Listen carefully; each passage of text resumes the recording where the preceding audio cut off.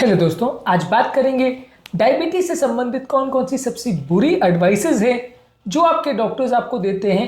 इनको डिस्कस करने का ऑब्वियसली मतलब यही है कि हम एडवाइसेस को फॉलो ना करें और इनका उल्टा जो है वो करें, या ऑब्वियसली इसको रीजन आउट करने का कोशिश करें कि यदि एडवाइस दी जा रही है तो क्यों दी जा रही है, इसके पीछे लॉजिक क्या है, और यदि हम दूसरा कुछ करते तो क्या फ़ायदे नुकसान होंगे। ये सारी चीज़ों को आज हम डिस्कस करेंगे। कौन कौन सी ऐसी सबसे गलत या काउंटर प्रोडक्टिव एडवाइसेस है जो आपके डॉक्टर्स आपको डायबिटीज संबंधित देते हैं। टॉपिक पर जाने से पहले जो लोग हमारे चैनल पर नए हैं उन्हें रिक्वेस्ट करूंगा कि चैनल को सब्सक्राइब करें, वीडियोस को लाइक करें, शेयर करें, फॉलो करें, कमेंट करें, पूरा देखें। टॉपिक इंपॉर्टेंट है, इसे एंड तक देखिएगा। चलिए शुरू करते हैं।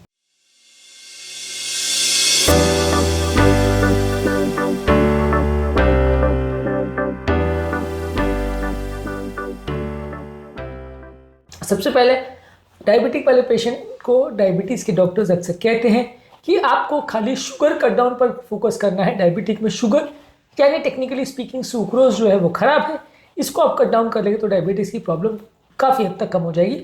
कुछ हद तक ये बात सही है, सुक्रोज एक इंपॉर्टेंट प्रॉब्लम है, शुगर आप ज़्यादा लोगे तो वो प्रॉब्लम करेगा, इसलिए इसको तो कट डाउन करना ही है। लेकिन सारे स्टार्च में भी ग्लूकोज होता है, सारे हिडन शुगर्स पर भी फोकस करना है, हरी मीठी चीज़ पर भी फोकस करना है, फ्रक्टोज पर भी फोकस करना है। सिर्फ सुक्रोज पर या सिर्फ ग्लूकोज पर फोकस करेंगे तो आपका बैटल का खाली 10-20% जो आपको करना है वही अचीव हो पाएगा। 80% जो आपको कंट्रोल करने की ज़रूरत है वो इंटायर कार्बोहाइड्रेट ग्रुप को कवर करना आपको पड़ेगा। हाँ, इसमें यह है कि सिंपल कार्बोहाइड्रेट्स पर ज़्यादा फोकस करना है। कॉम्प्लेक्स कार्बोहाइड्रेट्स कंपेरेटिवली थोड़ा शुगर धीरे धीरे करके रिलीज करते हैं, तो उन पर आप उतना ज़्यादा मातापच्ची ना करें तो चलेगा, उसमें कई फायदे पहुंचाने वाली चीज़ें भी होती है। लेकिन मीठी चीज़ों पर फोकस करने का सिर्फ ये मतलब नहीं है कि आप सिर्फ ग्लूकोज पर फोकस करें और बाकी सबको भूल जाए, या सिर्फ चीनी पर फोकस करें बाकी सब भूल जाए। ये गलत अप्रोच होगा, और अगर आप ऐसा करोगे तो आपका डायबिटीज़ का बैटल गड़बड़ हो जाएगा। आपको शुगर पर भी फोकस करना है, आपको फैट्स पर भी फोकस करना है, आपको प्रोटीन्स पर भी फोकस करना है, हर एक तरह के मैक्रो और माइक्रो न्यूट्रिएंट पर फोकस करना है, तभी आपका एक प्रॉपर डाइट बन पाएगा जो कि डायबिटिक पेशेंट्स के लिए ज़्यादा सूटेबल होगा। यदि सिर्फ एक या दो तत्वों पर अगर आप फोकस करोगे और बाकी चीज़ों को भूल जाओगे तो फायदे के बदले नुकसान होगा। इसके अलावा कुछ लोग को ऐसा डॉक्टर सलाह देते हैं कि यदि आपका HbA1c अगर 7 के नीचे है तो बस सब ठीक है, इसके आगे कोई टेंशन करने की आवश्यकता नहीं है। HbA1c 7 के नीचे रखना डेफिनेटली एक टारगेट ज़रूर है, लेकिन बहुत सारी और चीज़ों पर भी आपको फोकस करने की ज़रूरत है। आपके एक्चुअल शुगर लेवल्स कितने रह रहे हैं, आपका कोलेस्ट्रॉल लेवल कितना रह रहा है, आपका ओवरऑल बॉडी का कंडीशन कैसा है, एंडोक्राइन डैमेज कैसा हो रहा है, बॉडी का वजन कितना है, इंसुलिन रेजिस्टेंस कितना है, दवाइयाँ कितनी लग रही है, ये सारी चीज़ों पर आपको एक साथ पे फोकस करना पड़ेगा। खाली HbA1c का टारगेट पेशेंट को दे दिया और कैसे भी करके उसका शुगर अगर 7 के नीचे HbA1c ले आए तो बात खत्म हो गई, ऐसा बिल्कुल नहीं है। डायबिटिक के पेशेंट्स में बहुत सारे और एस्पेक्ट्स पर और बहुत सारी और चीज़ों पर भी साइमल्टेनियसली फोकस करना पड़ता है, और सिर्फ HbA1c पर फोकस करना अक्सर नुकसानदायक हो सकता है। बाकी सारी चीज़ों पर भी आपको इक्वली ध्यान देना पड़ेगा, सारे पैरामीटर्स को आपको कंट्रोल में लाना है, चाहे वो कोलेस्ट्रॉल का प्रॉब्लम हो, चाहे वो एक्चुअल शुगर्स हो, चाहे वो HbA1c हो, और चाहे वो बॉडी वेट हो, इंसुलिन रेजिस्टेंस हो, या किडनी का फंक्शन हो।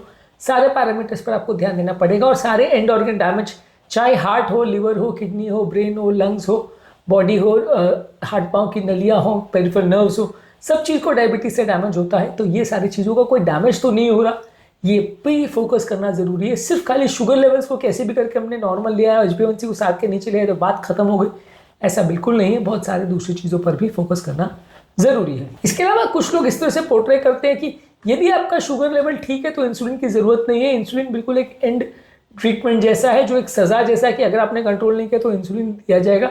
जैसे बच्चों को बोला जाता है कि यदि आपने शरारत करी तो आपको 2 थप्पड़ पड़ेंगे या आपको ये पनिशमेंट मिलेगी, तो ये एक तरह से पनिशमेंट की तरह से लोग पोर्ट्रे करते हैं, जो कि गलत है। इंसुलिन के अपने स्पेसिफिक फ़ायदे हैं, स्पेसिफिक नुकसान है। हर पेशेंट में इंसुलिन यूज़ करे ऐसा ज़रूरी नहीं है, पर किसी व्यक्ति में बिल्कुल लास्ट के लिए बचा के रखो कि जब तक बाकी सब चीज़ फेल नहीं हो जाए तब तक इंसुलिन यूज़ नहीं करेंगे, ऐसा सोचना भी गलत है। इंसुलिन के अपने फ़ायदे, अपने नुकसान है। किसी केस में जल्दी इंसुलिन करने से फ़ायदे होते हैं, किसी केस में लेट इंसुलिन शुरू करने के फ़ायदे होते हैं। टाइप 1 डायबिटीज़ में इंसुलिन शुरू करना कंपलसरी है। टाइप 2 में टैबलेट्स पर काफ़ी टाइम तक आप चला सकते हो। कुछ टैबलेट्स में भी फ़ायदा है, कुछ इंसुलिन में फ़ायदा है। टैबलेट्स वर्सेस इंसुलिन में किस में क्या फ़ायदे हैं, क्या नुकसान है, इसको ऑलरेडी डिटेल में हमने 2-3 वीडियोज़ में डिस्कस किया है। लेकिन बेसिकली ये समझना ज़रूरी है कि यदि आपका डॉक्टर ये खाली पोर्ट्रे कर रहा है कि इंसुलिन मतलब एक सज़ा है जो कि अगर आपने शुगर को बराबर कंट्रोल नहीं किया तो आपको दी जाएगी, और इंसुलिन अगर आपने अच्छे से कंट्रोल कर लिया तो उसकी कोई ज़रूरत नहीं है। तो ये सोचना गलत है। ये पेशेंट के दिमाग में एक गलत मैसेज डालता है और पेशेंट उस इंसुलिन से डरने लगता है। और अगर छोटे ड्यूरेशन के लिए भी उसको कोई एक पर्टिकुलर टाइप का इंसुलिन या मल्टीपल टाइप के इंसुलिन लेने पड़ते हैं तो वो उसको एक सज़ा की तरह से लेता है और वो फॉलो नहीं कर पाता आपकी एडवाइस, जिसकी वजह से वो बाकी चीज़ों पे भी उतना अच्छा ध्यान नहीं देता और ये फ़ायदे के बदले काउंटर प्रोडक्टिव होता है, नुकसान करता है। तो ये भी एक अच्छी एडवाइस या अच्छा तरीका नहीं है डायबिटीज़ को मैनेज करने का। हर एक दवा के अपने मेरिट्स और डीमेरिट्स होते हैं, फ़ायदे नुकसान होते हैं। ये इंसुलिन के केस में भी लागू है। हालांकि इंसुलिन को एडमिनिस्टर करना या इंजेक्शन फॉर्म में देना थोड़ा मुश्किल होता है, लेकिन ऐसा नहीं है कि इंसुलिन एक सज़ा है और वो तब आपको दी जाएगी जब आप कोई बात नहीं मानोगे, आप कुछ फॉलो नहीं करोगे। तो अगर ऐसा अगर आपके सामने पोर्ट्रेट दिया जाएगा तो पेशेंट को एक गलत मैसेज मिलता है और वो इंसुलिन को गलत तरह से मैनेज करता है, गलत नज़रिए से देखता है, जिसका फ़ायदे के बदले नुकसान होता है। अगला इंपॉर्टेंट मिस्टेक या मिसकंसेप्शन जो डॉक्टर्स आपको बोलते हैं वो है कि अगर डायबिटीज हो गया तो कोई भी कार्बोहाइड्रेट नहीं खाना है। डेफिनेटली सारे ज़्यादातर कार्बोहाइड्रेट्स होते हैं वो या तो शुगर या स्टार्च से बने होते हैं जो फाइनली टूट के बॉडी में ग्लूकोज बनाते हैं। लेकिन कार्बोहाइड्रेट बहुत सारे फूड आइटम्स में होता है, हमारे एनर्जी गिविंग फूड प्रोडक्ट्स भी यही होते हैं।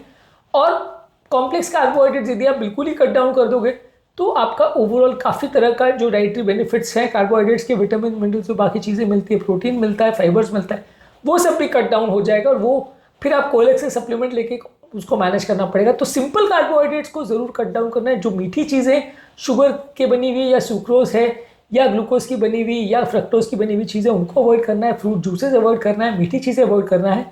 पर कॉम्प्लेक्स कार्बोहाइड्रेट जैसे दाल है, चने हैं, अंकुरित चीज़ें हैं, चावल है, गेहूँ है, सब चीज़ में कॉम्प्लेक्स कार्बोहाइड्रेट होता है। ऑलमोस्ट सारे ग्रेन्स में और ज़्यादातर फल और सब्जियों में थोड़ा बहुत कॉम्प्लेक्स कार्बोहाइड्रेट होता ही है।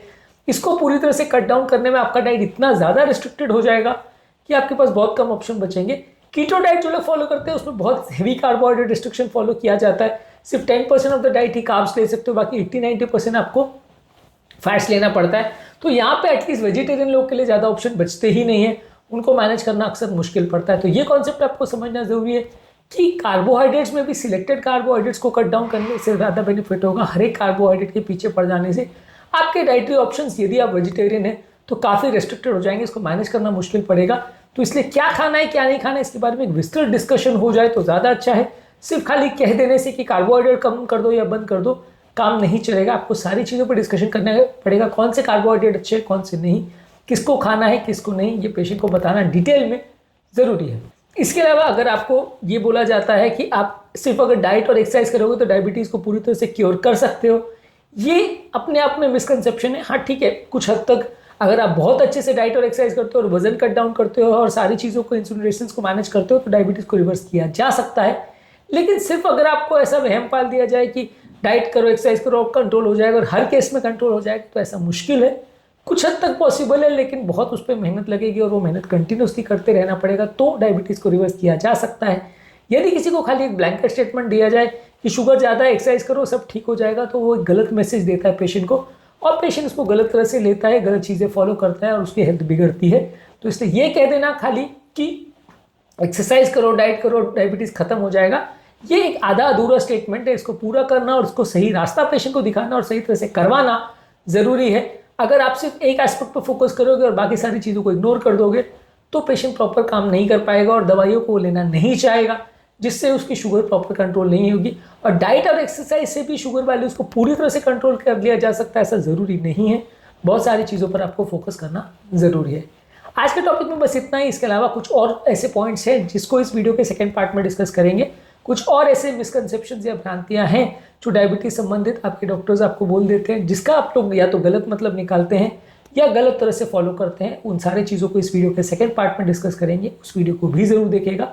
और डायबिटीज़ के संबंधित बहुत सारे मिस्टेक्स और इशूज़ को हमने अलग अलग वीडियोज़ में डिस्कस किया है, वो सारे वीडियोज़ आपके लिए ज़रूरी है। उम्मीद करूँगा कि आज के टॉपिक में कुछ नई बातें जानने को मिली होगी। जो लोग हमारे चैनल पर नए हैं उन्हें रिक्वेस्ट करूँगा कि चैनल को सब्सक्राइब करें, वीडियोज़ को लाइक करें, शेयर करें, फॉलो करें, कमेंट करें पूरा।